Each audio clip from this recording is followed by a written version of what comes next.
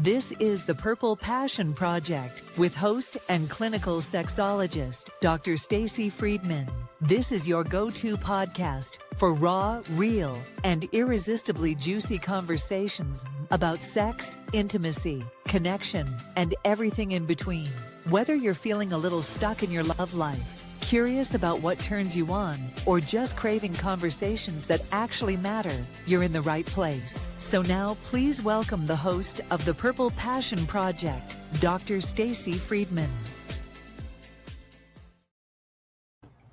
What do you get when you mix purple, passion, and permission to be your true self? This podcast. Hello, I'm your host, Dr. Stacy, and this is the Purple Passion Project, coming to you live and unfiltered. And it's the show where we talk sex, intimacy, connection, and everything underneath the surface. Because let's be honest, small talk is boring and you're ready for the good stuff. So relax, drop your guard, get ready for some truth, laughs, maybe a few gasps, and a whole lot of passion. So today's episode might just rewire your entire love life. What if the reason you keep attracting emotionally unavailable partners is not just bad luck, but it's about your nervous system? So my guest today is Bern Mendez, and he is a neuroscience-based dating coach whose work has helped women in 24 countries, that's a lot of countries, finally find real, deeply committed love. And we're talking about why intense chemistry can be dangerous, how to stop winning over unavailable men, and also men, you're included too. We want to talk about how you men can embrace emotional intimacy without losing your power by being vulnerable. So it's juicy, it's grounded in science. It might just be the relationship breakthrough you did not know you needed. And so now we are going to welcome Bern to the stage. Hey, Dr. Stacy, thank you so much for bringing me here. I'm excited to talk to you today. 24 countries, that's a lot of countries. Yeah, with the magic of internet, it's easier now than before to be able to connect with people and all across the world. Absolutely. So, you know, when you're reaching so many people, what actually inspired you to do what you do and have this coaching approach where you're mixing the neuroscience and emotional stuff and all that into your coaching? What initially attracted me to this work, if I'm as honest as I can be, is my own personal pain. Sure. Like most of us, we experience something that's like the wound that has basically to attempt to be healed through doing something about it and perhaps helping others. And for me, it started early in life. I was 17 when I faced deep depression. And I went through a period of time where I didn't know how to get out of it and nothing seemed to work. And finally, something worked.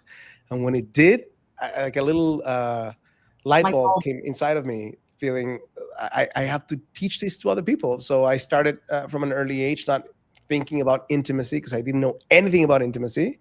Most kids that age don't. Yeah, but I did have the experience of feeling deeply rejected, right, and deeply unable to express my value with women at that stage of my life. And I think the combination of those two later in life, when I started sharing my message, it ended up being that most of the people listening to my message, not through any type of specific filtering, just through the just showed up, were women. And after many, many conversations, this specific area of life, intimacy, seemed to be at the forefront of what their struggles in life were. And it's not that this is the problem. Sometimes this is a symptom of something else. Right. So through a lot of work and more studies and more testing in the real lab, which is the world, what works, what doesn't, figured out that there's approaches that definitely work and some that don't. And I find this day and age, when there's so much information available, that a more scientific approach tends to work better, and it's a bit safer than just imagining stuff or coming up with my own theories. So yeah, that's how it all started. Having like a science-based background, it helps people understand a little bit more why they are the way they are or how they're feeling, rather than just saying, oh, you need to do this or you need to do this. It helps people make sense of it, I think. I think it does that, and it also does something in my world magical, which is removing shame.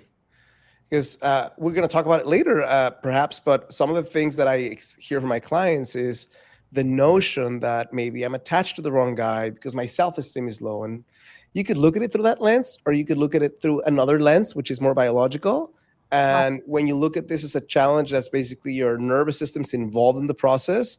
It's not that you're flawed, is that there's something, some of the wiring is not Going necessarily on. working the way it needs to. You can rewire. It's Right. the difference between a feeling, the challenge is you versus your behavior. So I think behavior-based change is much easier than, let me change my identity and become a different human being. Yeah, no, it makes sense because we are all wired differently according to our experience through life. And Yeah, so it's helpful to understand that and have a way to actually rewire. you yeah, know? exactly. So, when you're talking about your nervous system helping you or not helping you, but sometimes potentially hurting you, choosing your relationships, what exactly does that mean when you talk about that? Well, it means that your nervous system is scanning constantly for danger or threat, your automatic nervous system.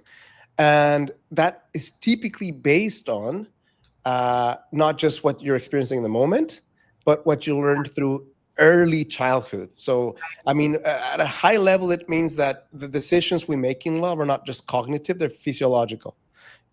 So when you as a child, through maybe neglectful experiences, maybe some painful, even abusive experiences, Right. maybe through high highs and low lows, learned to calibrate that type of connection or love. It's like a uh, memory. Your nervous it's, yeah, system. I mean, like, then you confuse that level of connection with intimacy. So what Right. happens later in life is you might be consciously seeking a grounded, connected relationship, but if you're wired for that level of ups and downs, that's what you feel comfortable with, even though it's painful. So in that regard, you might find someone incredibly compelling, not despite the fact that they're bad for you, but because they're bad for you, because they remind you of what your nervous system has learned to interpret as safe and home. Yeah, no, it makes sense because it's that, I guess, trauma response Yeah. or whatever your body is used to or, reacting to. Yes. So that definitely makes sense. And then you wonder a lot of times when you have women or men even that are strong and are, successful in business, successful in friendships, successful in so many Yeah. other things, and then you try to put them in a relationship, and you think, God, someone who is so intelligent, how could they be so stupid making these remarks or making these choices? But you're saying it's not really them, it's their nervous system. Yeah, and the way I look at it, I mean, like the compassionate lens I step into on my best days is one where they're not necessarily making stupid choices.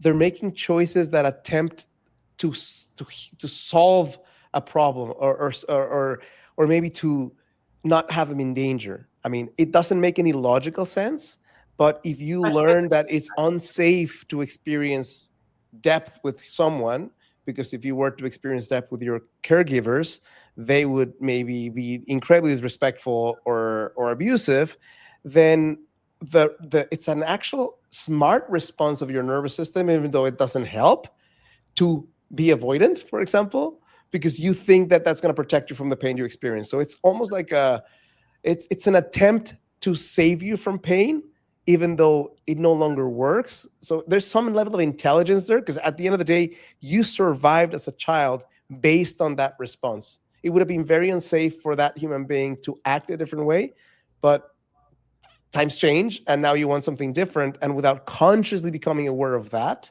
then you're bound to repeat it. Like Carl Jung talked about this. He said, until the unconscious becomes conscious, it will run your life and you will call it fate. And a lot of people seem to feel they have bad luck with men, for example, with women. It's not bad luck, it's just bad wiring. And that That's needs to right. be recentered, recalibrated. Right. Right. And sometimes you could sit there and you could say to yourself, why am I doing this? And you could ask Mhm. yourself these questions and you may not be able to come to a solution because you may not realize that it is something that's coming from your nervous system. Exactly. There's a lot of things involved in this, but I Right. think that the best way to think about it is this entire thing called conscious relationships that we're seeking in one way or the other is a combination of lots of skills that no one has taught us. So the notion that we're going to go to win the lottery of human history, that's never happened ever before, where you have someone who is your intellectual match, your sexual sensei, your spiritual partner, your emotional cheerleader, can change diapers with one arm and kill a tiger with the other one. That has never happened. I mean, it's somewhat possible now, but the notion that we can get there just by winging it, or it's the most natural thing to experience, is just craziness. So I think that when we understand that there's something to be said about learning those skills, and that there's something to be said about rewiring the way we learn to interpret love, then we go from I'm a flawed human being with lots of faults to I'm a human being who's learning and needs to create some changes in behaviors. And that seems more doable. Oh yeah, absolutely. Because you can have when you're learning, which we'll talk about in a minute here, because I have a couple of questions for you about that. Sure. Skills. But it's trying to figure out, the steps, which will make it much easier to move forward, so people could have something written down where they could say, okay, this is something I can do. This is something I can do. Otherwise, I feel like so many people seem to be addicted to like the emotional chaos of it all. Yeah, and the emotional chaos is not just something that you learn from what you experienced in childhood, but it also has to do with the way the brain's reward system works. Like if you look at the studies they've done in intermittent reinforcement back in the day with mice, you get two groups of mice, and one basically has a cage, and every time the little mouse pulls the lever, they get a little pellet of food. And then you have another group of mice where when they pull the lever, sometimes you get food, sometimes you get nothing. The mice in that group become addicted to pulling the lever. Not only that, but when you stop the reward, when no longer anything comes out in both cages, the mice that learned basically that every time it came out, they just stopped doing it. The other ones continue far longer. So how do we translate that to human behavior? Well, when you're in a situationship with someone, with, let's say, a guy who messages you one day, beautiful, how are you? You're incredible. And then you get excited. 3 days of nothing. Right. And then reappearance again with maybe a little something, hint of mystery. And then a week of nothing. That brain starts becoming addicted to that intermittent reinforcement.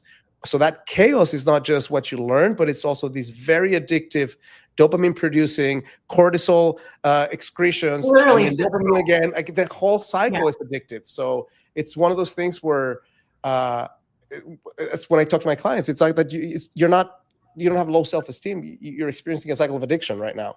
We just have to treat it, work on it, think of it that way. Right. No, and the way you just said that, it just brought me right back to a client that I had where, I do more coaching, not therapy. And I am able to tell usually when I've hit my space where I need to refer out to therapists. For sure. And I remember I was working with a girl who she's like, I don't understand. She goes, he'll like be on me like 1 or 2 days and then get me going, like exactly what you said. Oh, you're beautiful. You're this. I want to see you. I wanted this. And then won't talk for 3-4 days, won't answer. And then all of a sudden come back. And it's that cycle where she's like fanatic, like looking at her phone. Where is she?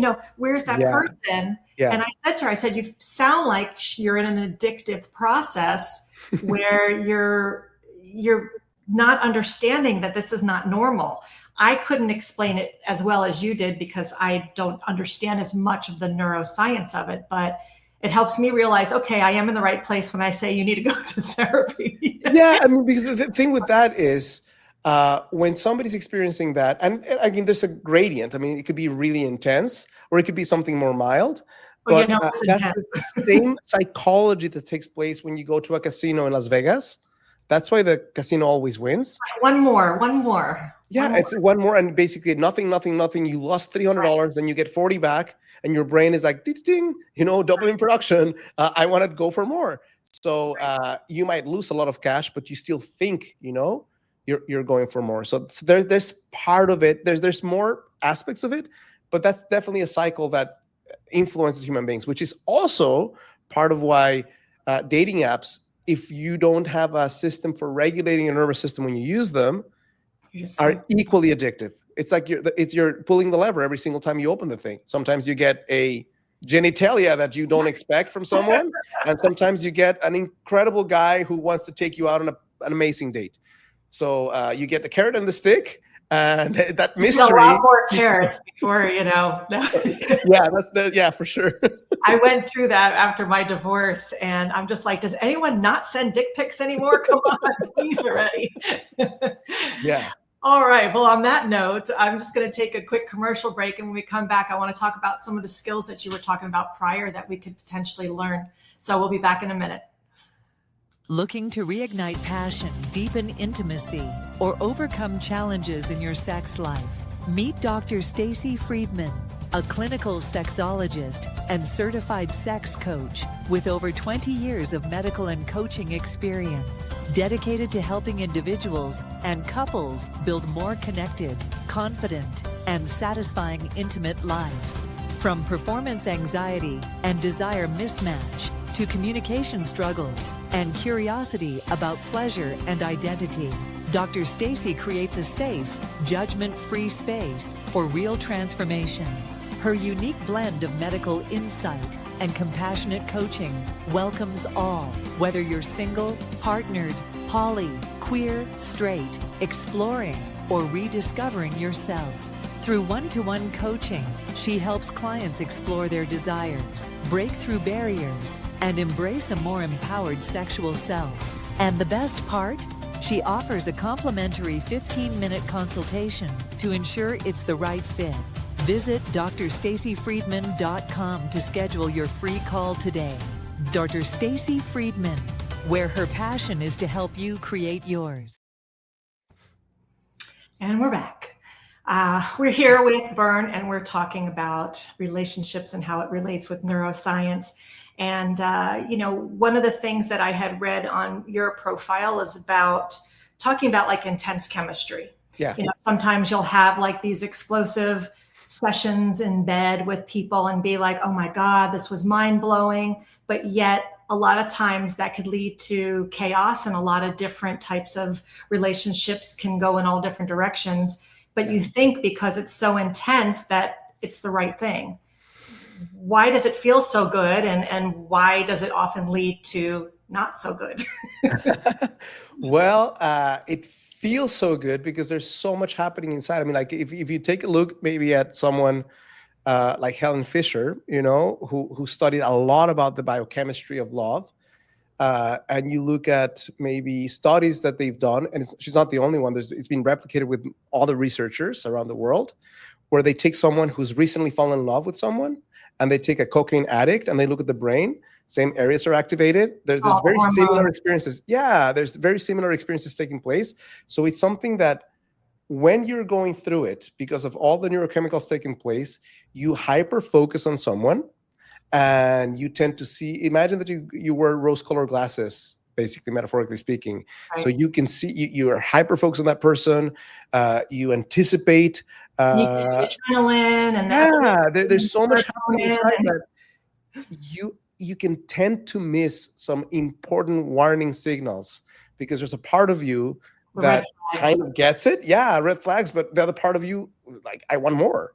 So, and the part of you that wants more is so intense that you could, the analogy I give my clients is, if you're not careful, when you connect with someone at the beginning, there's intense chemistry, you might find yourself one day on a dark alley eating tuna from a can, not knowing how you got there, metaphorically speaking, which means you connect with someone, he is really bad for you or she's really bad for you. And when you recognize it, it's too late, because you want to detach. But it's very difficult to detach from someone, because the same areas that activate physical pain activate when you detach from someone that you have intimacy with.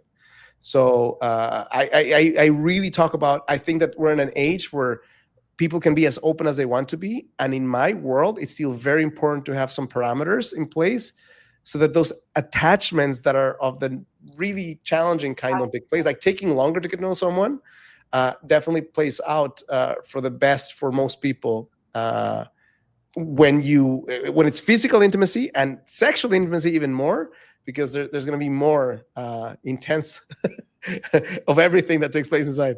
Yeah, so that's the thing, is that I've worked with so many people that are in those types of relationships where they are addicted to that sexual thing, and then don't understand why the people are not asking them out on dates, and they're not, because it's like you're giving everything and that's all you're doing is having sex. And if you don't change that connection to be intimate and to actually build the intimacy portion, all you're doing is you're being led by those chemicals in your body.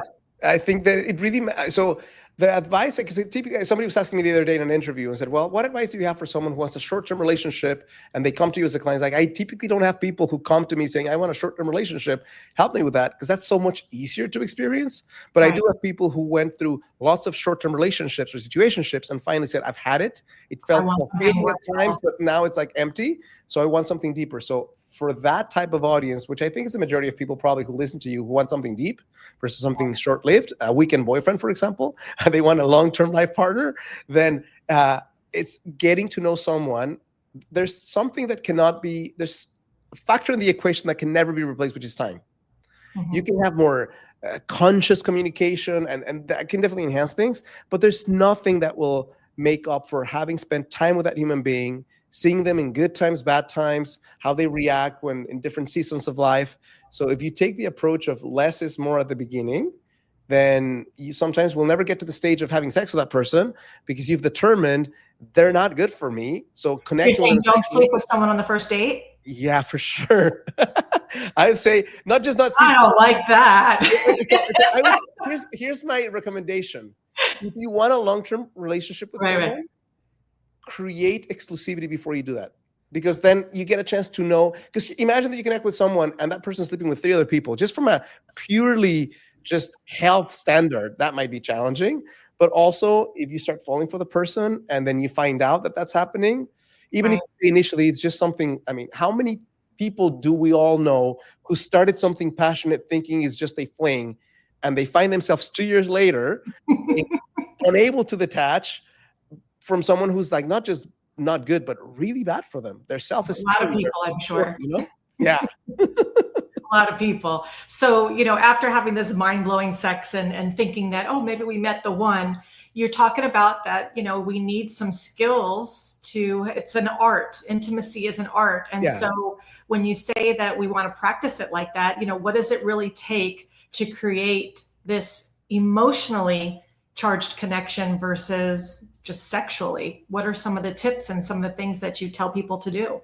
Well, I heard an analogy recently that made a lot of sense, so I'll reference it here. I didn't come up with it. Alain de Botton, which is an amazing thinker and writer, talks about the skills that we learn for intimacy and for relationships that no one teaches us growing up. Yeah, we don't. Are very similar to learning a new language.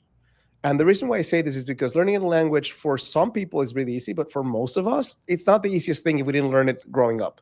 Right. So if you think about learning, maybe, I don't know, I'm not going to say German because it's a very complicated language, but if you think about learning Portuguese or Italian or Spanish, if you don't speak it, that's going to be a language that's going to take some time to build. And there's going to be a feeling of, I want to communicate, but I can't. And there's a little bit of frustration, but there's also the commitment. If I really want to speak the language, it's going to take a little bit of time. So if you have that awareness of it's not going to be overnight, it's going to be a process that's worth, if you want to go live in a different country, you'd benefit tremendously from speaking the language versus always speaking in English or your native language.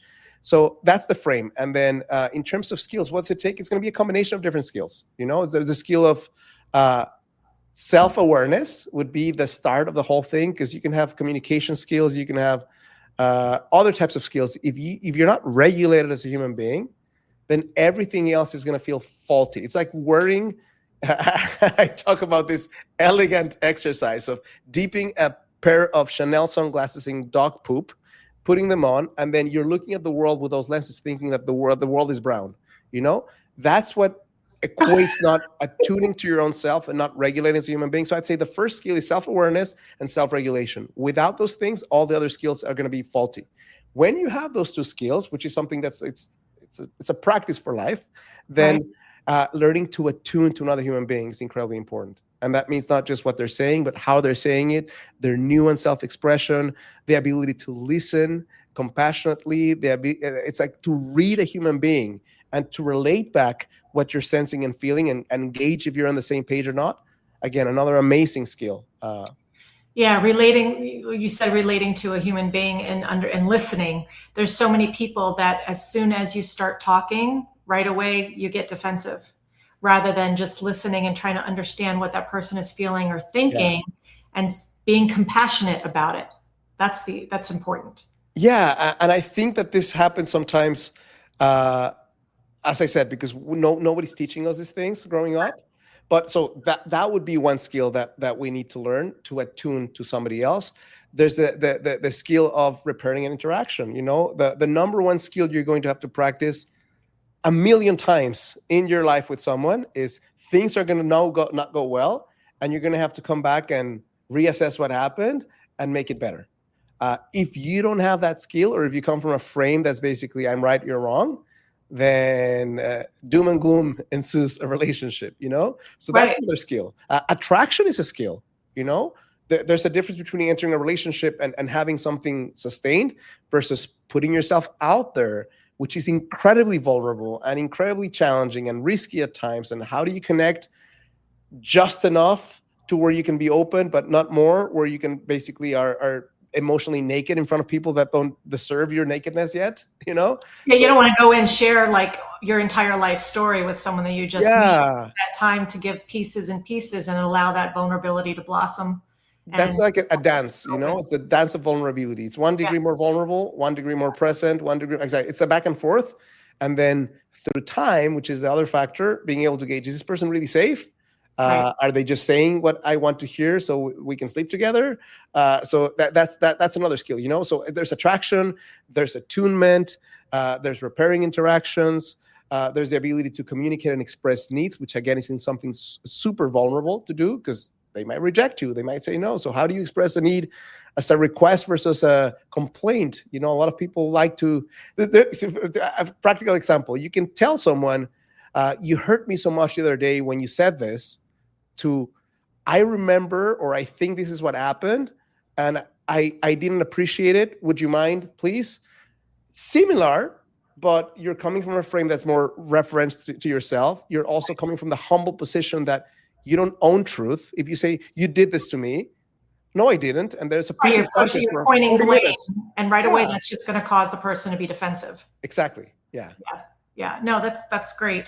And I know that a lot of women have not so great pickers many times when they're working on some of those trauma response reactions. And so maybe they'll pick people that are either unavailable, or they'll find men that they talk about and they say that they're boring. Why do we have such a hard time of women saying, oh, well, I'm not attracted to the nice guy, and they always want to have that bad boy thing, or they want to have that? Is it just because of the addictive feeling, that adrenaline that they're feeling, or like where is that I coming think from? there's a combination of things. I think genuinely some people are more resonant with others. So I wouldn't go as far as saying, oh, if you're not liking someone, it's because your nervous system is messed up. No, I think that sometimes genuinely the person is not connecting in multiple different levels with that human being. Sometimes, however, it is that. Sometimes it is that you're used to something that is inconsistent, something that feels exciting but dangerous in not the best of ways. And when someone shows something that's more stable, the dopamine production that's in you're used to Right. is not taking place. So it might sound boring. So my advice is not to settle for someone that you're not feeling chemistry with, but it is to know that this idea and this BS myth that when you connect with someone, you'll know they're the one. First of all, the one doesn't exist. It's a myth. But if you do want to connect with someone who's highly resonant, it's okay if you don't feel that magic the first time you connect with them. As long as there's some compatibility and some values, that magic can increase. It doesn't always increase, but it can.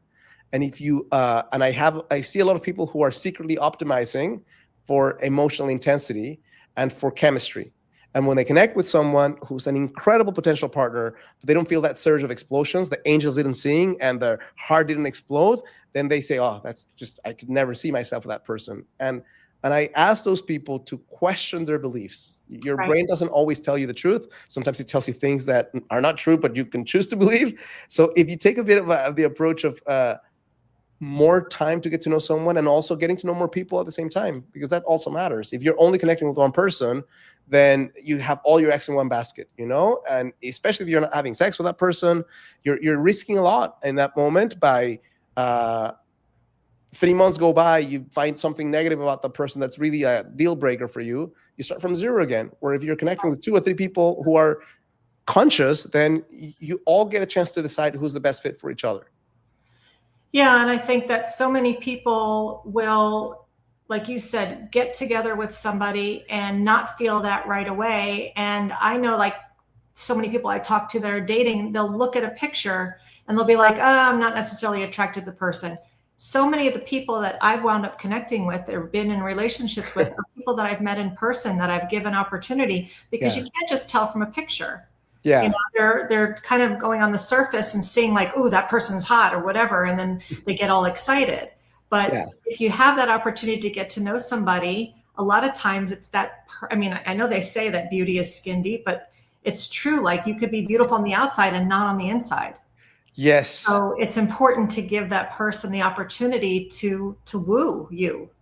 I think it's important to actually connect with people and quickly take it offline, because you can connect with someone who seems to be the right person and go through long text exchanges and feeling like you're really knowing the person, and you're not really, or worse, they're not who they say they are, and they're a scammer of sorts. Or they're pictures from 20 years ago, and then you see the person, because that happened to me. So something I share with all my clients is, when you're about to go on a date with someone, first of all, don't spend ages trying to connect and learn who they are on text. This is the worst form of human communication. But when it's time to go on a date, ask for a video call. You're going to get so many more points of data with a video call. And the video call is not the determining factor in saying, hey, this person is the love of my life. No, it's simply, to rule out a hell no type experience where you arrive to the restaurant and for the next 2 hours, you're suffering in silence. Because the first second, you know that it's definitely not the right vibe. Maybe someone who has a really creepy energy, or someone who's dismissive or misogynistic, or something that's really not your thing, or 20 years different from the picture, you know? Well, I'll tell you, because right now we have that ability to do that. I mean, almost everybody has some form of video on their phone. And when I had gone through the dating process with my husband, when I had gotten divorced, it was as soon as we connected online, we said, let's get off of this online, get on a call. Literally from day one of meeting on the phone, online, we were on FaceTime. So I knew exactly who I was going to meet up with. I knew exactly that he was real. Because I remember one time I met somebody in the library just to have coffee, because I didn't know who they were. And they walked in and I didn't know who it was. And so I said, oh, you look so different. They're like, oh, yeah, my picture was from 10 years ago. It's a little old. And I'm like, 10 years ago. And right then and there, I knew. I'm like, okay, well, it's great meeting you. I have to get back to my work in the library. So it is important to be able to have that connection ahead of time, so you know what you're in for. And then it's just a matter of doing it safely. I mean, you can, for example, give a person your phone number to do a FaceTime, or knowing that a person can reverse engineer your phone number and find your address, you can set up a free Zoom account, share the Zoom account, and whenever you find safety in that person, maybe then you share your phone number, So it's there's little things like that can make a big difference in terms of safety, because in this world, unfortunately, women have a higher risk of danger in dating than men. So those little things like connecting on a safe space, making sure that it's a public place, don't go hiking the first date, don't have him pick you up in your house. Now he knows where you live. Like, it just hiking in the woods. That's not exactly. Let's go hiking at night. It's beautiful. No. No, I remember what I did is, when I was dating, I would tell one of my best friends or my mom or whatever, I'm going out with this person. This is where I am. This is where I'm going to be. And if I don't return, at least. And here's the beauty right now. You can also share your location now, even if it's just temporarily for the day. So now they know exactly where you are. And if anything happens, then you're set. And I know this may seem a little extreme, but I have had clients who get on a taxi with someone and the guy becomes incredibly handsy and they can't get out of the taxi. And that's a traumatic experience, It happens. It happens. And that obviously affects the nervous system, which will affect, in relationships. And I think that a lot of women do question themselves as well, because there's so much in their head, like, am I with the right person? Am I not? I'm not emotionally connected, but I'm sexually connected. I noticed that even in my practice, when I do a lot of the dating coaching, that there are a lot of women that choose unavailable men, whether emotionally available. Is there some reason why people are connected to unavailable men? I mean, there's many reasons, but one of them is, think about it this way. If there's something you're deeply scared of, let's say intimacy is something you're deeply scared of, and you connect with someone who's out before they're in, you're never going to ultimately face that deep rejection of somebody seeing you, loving you, and then leaving you. The guy left before he even started. So that's one reason why people do it. Another reason is basically the attachment style that they have unexamined, basically, leads them to connect with somebody who tends to be more avoidant. And the classic combination that is incredibly painful is somebody who's more anxiously attached with somebody who's more avoidantly attached. The more the person craves that connection, the more the person wants to run away. And then Right. it's just like, it's horrible for both. So, 22. yeah, it's important for you to recognize and understand what your attachment style is. And it's not an end all be all, and it's not static. It can change through time, which is a great thing. But without understanding that, then you might ask your partner or the potential partner to do things that they shouldn't be doing necessarily, just because you're flaring up and feeling, or you might be choosing human beings without recognizing who they are and how they attach, that will never be happy. You'll never be happy with. You want someone who's more close to where you are. But also, I mean, I'll say this, because people who are securely attached tend to be better daters and enter relationships that last longer. The people who are recirculating the dating pool are more typically either avoidantly attached or actually attached. So it's so it's something to be aware of. Right. So it's almost like, I'll hurt myself before they hurt me. Yeah. And also, I mean, when you do experience that, I mean, the same cycle of I want what I can't have, takes place. The whole intermittent reinforcement is taking place. So it's multiple things. Now, there's something else that we haven't talked about, which is the sunk cost fallacy. This cognitive bias that says when you've invested a lot in something that is a shitty thing for you, you might continue investing because you've invested a lot. So imagine someone who has... You don't want to lose everything you just invested. Yeah, so imagine this trifecta. You're someone who experienced chaos growing up, and that's your thermostat. Chaos is intimacy. You go also into a connection with someone who's intermittently reinforcing you. Okay, not good, creates addiction. And then you do this for a couple of years. Now your brain is set on beyond the other challenges. You want to continue make it work because now you invested so much. So that's the kind of place that some people find themselves in when they raise their hand and say, hey, I need some help because I keep bumping myself against the glass door and I need some perspective that goes beyond just understanding. Understanding is okay, but sometimes there's a shift that needs to happen beyond understanding to create change. I see that. I don't know if it's the same kind of thought process, but with people maybe having an affair and thinking their partner might leave. I know that I've worked with people that, get addicted to the person that they're with, thinking, okay, they're going to leave. The person says they're going to leave. And then they say, oh, I'm not ready to leave yet, but soon. And they keep holding on, waiting. Is that kind of like the same concept? It's very similar. It's also, it's also this intermittency. I mean, they have some stability, but they also have that periods of time where the person is with their wife, let's say. Right. And there's a mystery that takes place. What are they doing? What's happening? Like there's this jealousy. There's an incredible cocktail roller coaster of emotions that is very, very addictive, right? Yeah. So there's that. But there's also this feeling of intense aliveness for both human beings. So the person who's cheating and the person who's the other partner, basically, even if they're single, there's a high degree of secrecy that heightens this intensity, which makes people, even though it's something that intellectually they understand it's not ethical, right? They just can't get out of because it feels so intense. Right. It's like people who jump off do bungee jumping off bridges. Right. They can kill themselves maybe, but they feel very alive when they do it. The high. And then they're sitting there, they put so much work into it. I've been in this relationship for 3 years. They keep saying they're going to leave. And so you just longer and longer, they've invested so much into it. So that's kind of what made me think of it, because I've worked with people like that. But now I want to talk a little bit about men. We don't want to leave the men out. Absolutely. So I know that we're talking about women and their emotions and intimacy, but I also want to talk about the vulnerability of men because Mhm. I know that with society, a lot of men are not necessarily allowed to be emotional, to be sensitive, to Yeah. be, in that space. And so, how can women, how can men be in that space of emotional intimacy without feeling weak or without looking like, oh, they're vulnerable, they're, a wuss or whatever?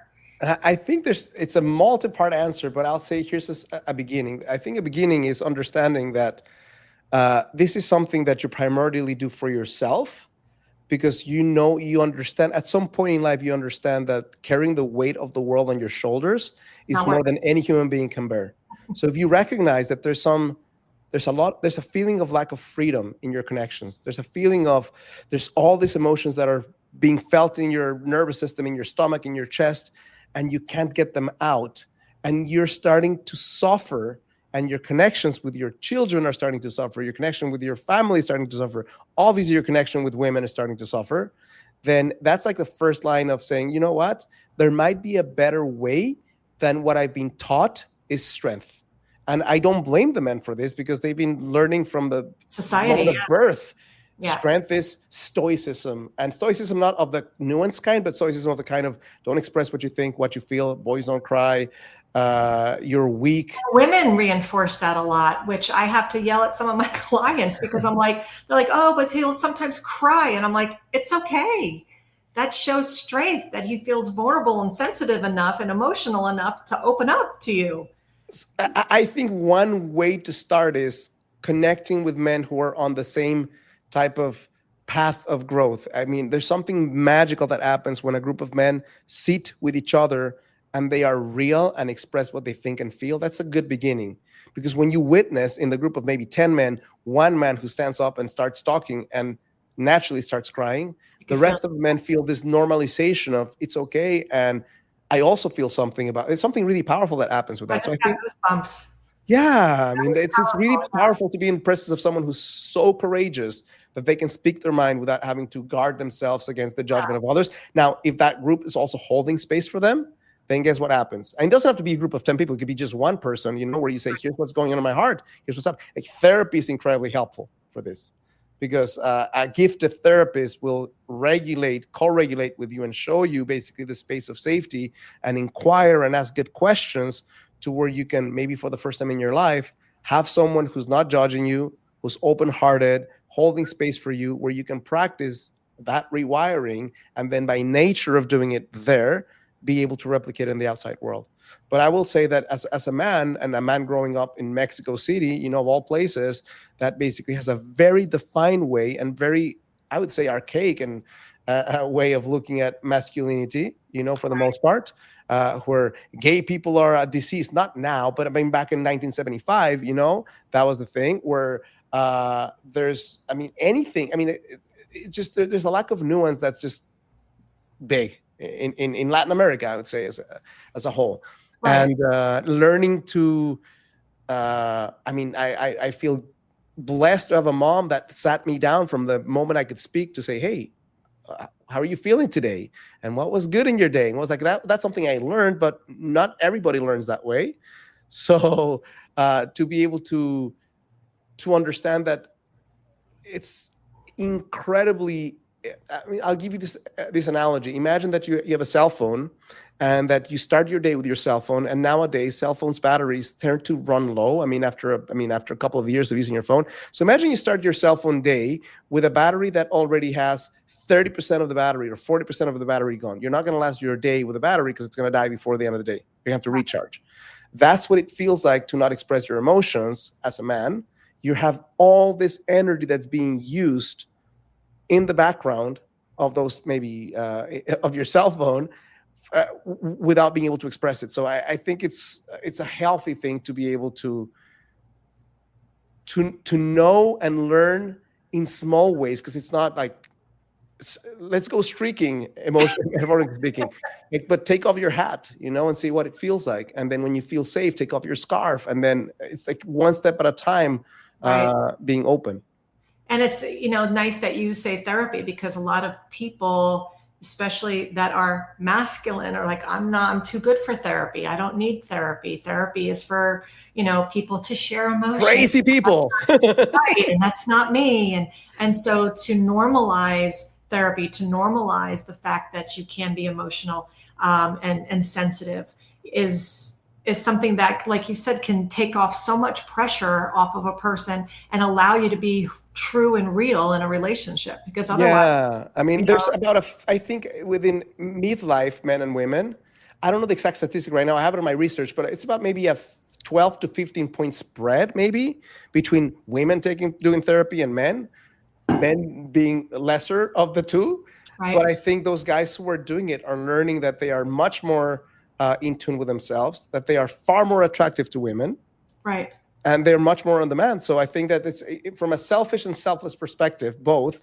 I think it benefits you to figure out how to be more open. Absolutely. Absolutely.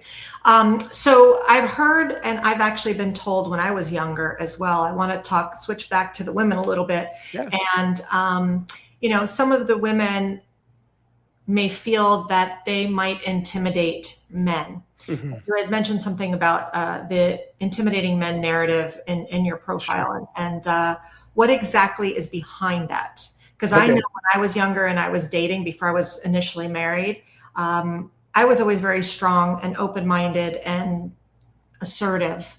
Yeah. And I would go up to people and I'd be like, well, how come you never asked me out before or something like that? Just like, oh, because you intimidate me. And I just never understood it because I was always like the nicest person and I was always friendly. So what is kind of behind that? I think that I would say this, to say that intimidation is just a myth would not be accurate. To say that all women who are in positions of power and are beautiful intimidate men, also not true. So here's the way I'll break it down. I'll give you two archetypes. There's going to be an archetype of a man who feels insecure about himself, who hasn't worked on himself, who hasn't necessarily connected to his purpose, and who connects with a woman who's beautiful and high achiever and makes good money and will feel intimidation. There's an archetype of a man who's worked on himself, who is also connected to his purpose and connects with a woman who is a high achiever and may not feel intimidated, but may not feel enough connection to warrant the pursuit. So the caveat here being, if you're a woman who's a high achiever, if you're a woman who is gifted intellectually, and you have an openness of heart and radiance, that's incredibly attractive and compelling to the right guy. If you're that type of woman, but you're more on the cynical side and less on the vulnerable side and more on the thoughtful versus heartful expression, then it's not that the guy finds you intimidating. He just doesn't find you interesting enough or compelling enough to connect with you. So that's why the softening of the heart and the gradual vulnerability can do wonders for women who are on that rung of excellence, because they become far more attractive to the right guy.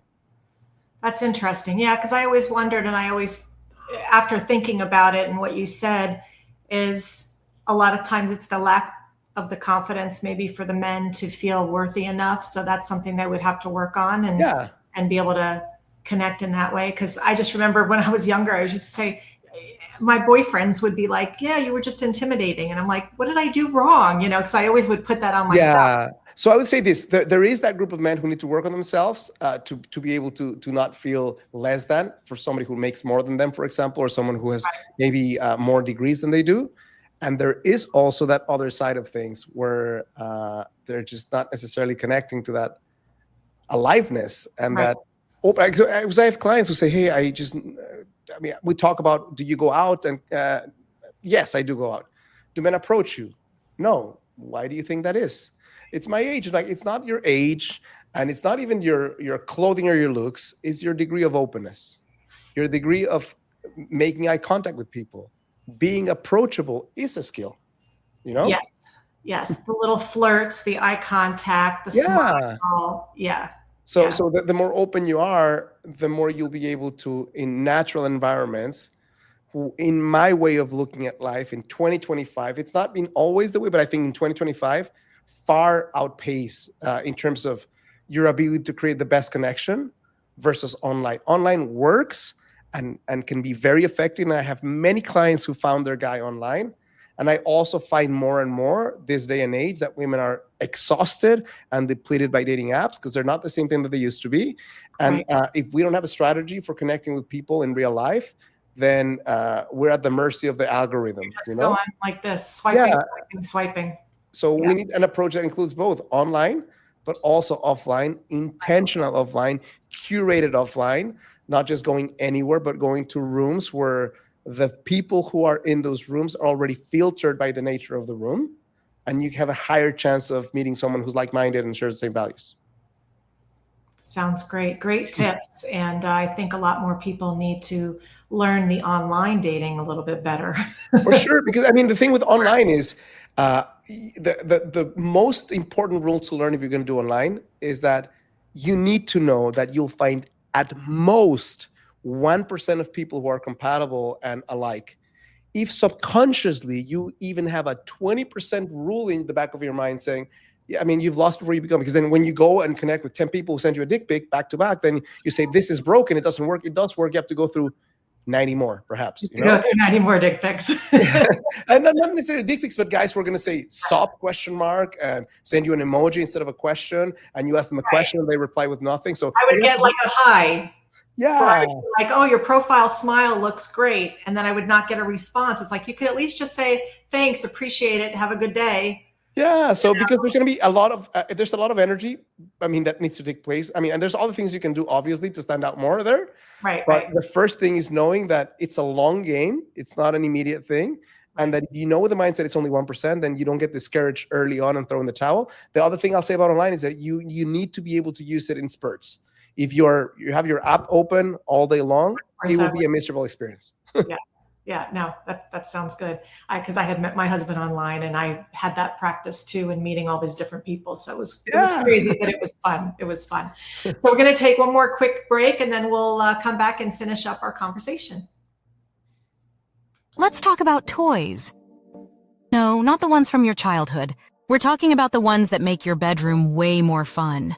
Whether you're flying solo or sharing the sheets with a partner or two, it's time to explore what a little buzz, tingle, or tease can do for your connection, your confidence, and your pleasure.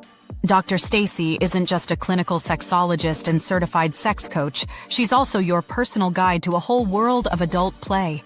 On her website, you'll find thousands of carefully curated items to explore your wild side or deepen intimacy with your partner. From lubes and lotions to vibrators, bondage, lingerie, and more, everything is high quality, discreetly shipped, and hand-picked with your pleasure and comfort in mind. Because here's the truth.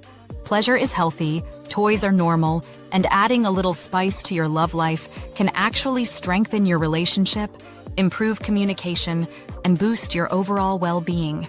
So go ahead, explore your fantasies, try something new, and turn up the heat. Click the shop link at drstacyfriedman.com and start your pleasure journey today.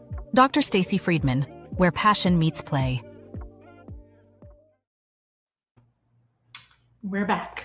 So I wanted to talk about a little bit, since we were talking about dating, what is something that you feel when you're working with your clients, what is a belief system that you kind of help enforce in them that creates one of the biggest breakthroughs that people, like the aha moments, help people say, gosh, you know what, I get it now. Do you have some of those?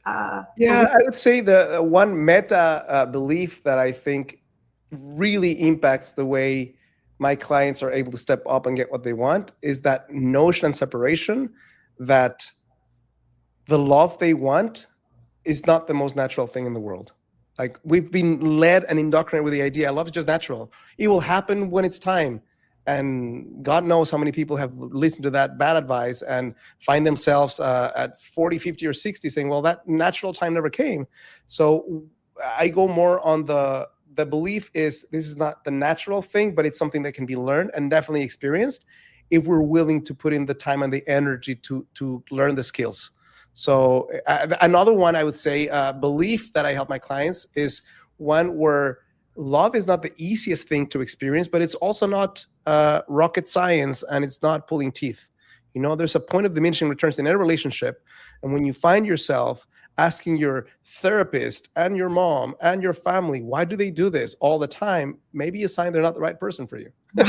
So there's a point of diminishing returns that where the overinvestment needs to slow down and say, okay, it should be challenging at times, but it should also be fun and opening and connected.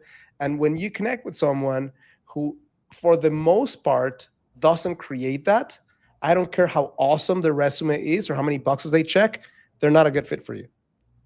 And that's hard for some people to accept, you know, because they're talking to themselves and they're trying to say, oh, well, on paper, it looks like this, this, this, this, and this. And so, you know, I think it's important for people to have to change their inner dialogue and be able to say, okay, well, this is what I'm thinking, but is this real? Is this what I should follow through with? Is this a good thing or a bad thing? I think a lot of people, when they're in these situations where they're meeting new people, they want it to work so bad that they talk themselves into it. Yeah.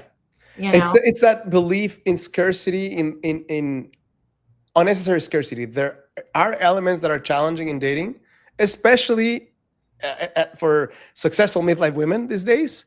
But I will say that there's abundance if you know how to look and you're able to open up certain parameters instead of going for what you learned in childhood you should go for.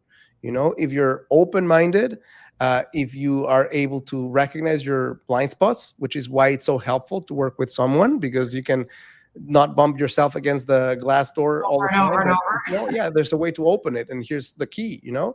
So it's understanding that the inner dialogue, if you're telling yourself that guy doesn't exist, then for you it doesn't exist. It doesn't mean that it doesn't exist for real, but it just, your brain will convince you and indoctrinate itself and brainwash itself with whatever you firmly and with conviction tell it a few times a day. So if your whole thing is all guys are cheaters, then that will be your reality. You know? True. I mean, that's what I'll hear some of my clients say. And I'm like, you're putting yourself out of the race when you're saying everybody is this or everybody is that. It's that talk that they're talking to themselves. And it's so important to have that positive outlook. And it is a skill. I mean, it really is a skill when you're meeting somebody and you're expecting everything to go a certain way, and you're expecting love in sex even, you know, I mean, so many people will come to me and they're like, oh, well, I thought it would be natural. And it's not always natural. Sometimes you have to say to your partner, this is what I like. This is what I want. This is what I need. Exactly. And don't just expect things to just work. Or schedule it, which is unromantic, but actually works, you know? This is because when people have busy lives and it never happens, then schedule the thing and then figure out how to make it more romantic within that time frame, but don't just wait for it to happen and it never happens. Right. I think just people, their expectations need to be, I don't want to say lowered, but they need to change to understand that it's not all going to work the way you think it's going to work that you see on the movies. You know, sometimes you have to, you know, I have couples that will get together and they're like, oh, I don't like my way my partner kisses. I just thought because we have everything else that I said, well, did you tell them what you like? And they're like, well, no. I said, do it. Show them how you want to be kissed. You know, you do it and not expect it to just, you know, work. It's definitely. I have had clients who share something on the lines of, he's not a good kisser. Well, have you asked him? Here's how I like to kiss. No. Ask him and then judge if he's a good kisser after you share your preferences, you know? Exactly. You have 40, 50, 60 years of doing it one way. What makes you think that the person's going to understand that or that your way of kissing is the right one? I mean, it's just different. Right. And it's different if you're going through divorces, dating, all that kind of stuff. Like you said, if someone's been doing something for one way for so many years, it change. Everybody needs something different and wants something different. So we have to be open to learning. We have to be open to, you know, talking about it and communication and all that good stuff and just getting out of our own way. Just absolutely. Getting out of our own way. So this has been really, really insightful. I think we've had some really, really good information for everybody. And I want people to be able to know how to contact you if they do want to work with you and work on all the neuroscience good stuff. So let us know where we can catch up with you. Yeah, the easiest way to connect is to my website. It's bernmendez.com. That's BERNMENDZ.com. There's going to be a way for you to reach out. You can. There's a link to my YouTube channel. There's a quiz to figure out your blind spots also, and also a way to raise your hand if you want to connect and figure out if we can work together. for sure. That's awesome. I just noticed your name is spelled wrong under the thing. It should be Mendez. Yes. So make sure that you don't put in the way he spelled his name. No worries. Yeah, it's Mendez. It will be in the show notes the correct way. So that way, if anyone needs to reach out to you, we'll have all your information there. And so this has been really good, just mixing the whole science and a lot of the good spiciness. And ladies, if you've been craving something that's real and grounded and transformative with love, this episode is going to take you into action, hopefully. So you could find Burn at Burn Mendez, and you'll check out the YouTube and everything for even more of his brilliance. So thank you again for being here. Thank you so much, Dr. Stacy, for inviting me. And I really appreciate this conversation. It's a lot of fun. So thank you. Absolutely. Thank you. Thank you. So thank you again for listening to the Purple Passion Project, where your pleasure is power and your intimacy is everything. If today stirred something in you, let it. And if you loved what you heard, make sure you subscribe to see more, and follow me all over social media at Dr. Stacy Friedman for resources and behind the scenes tidbits. Until next time, stay curious, stay turned on, and never apologize for wanting more. Thank you. This has been the Purple Passion Project with host Dr. Stacy Friedman. Tune in each week as Dr. Stacy breaks down walls, busting myths, and gives you permission to want more with no shame, no filters, and definitely no small talk. Check in every Monday, 7 p.m. Eastern, on your favorite streaming platforms. We look forward to seeing you next time. Be sure to visit drstacyfriedman.com to learn more.